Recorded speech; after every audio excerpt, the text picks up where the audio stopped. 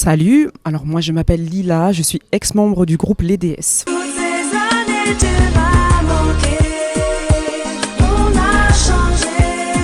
Alors à l'époque, il y avait des castings, donc je passais des castings. Rien à voir, je passais des castings pour la mode. J'avais déjà fait beaucoup de choses dans la chanson et ça n'avait pas abouti, donc j'étais fatiguée. Et puis les personnes chez qui j'ai été m'ont dit mais est-ce que tu sais faire autre chose? Je dis je sais chanter, donc j'ai chanté.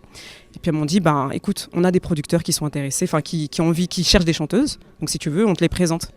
Donc j'ai été au rendez-vous, j'ai chanté, ils ont aimé. Et de là, j'ai commencé à enregistrer des titres en studio. Et est né les DS. Et puis après, la suite de ma carrière, c'est que je suis partie en solo.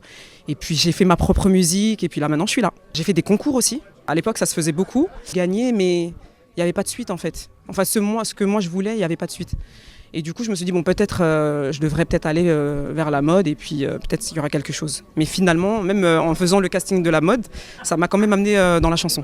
Dans tous les cas, il ne faut pas abandonner. Et que même si on a un refus, ça ne veut pas dire que vous n'avez pas de talent, ça ne veut pas dire que vous êtes moins bien que les autres. C'est juste que par rapport à ce qu'eux ils veulent et ce qu'eux ils imaginent, des fois ils ont des profils bien arrêtés dans leur tête.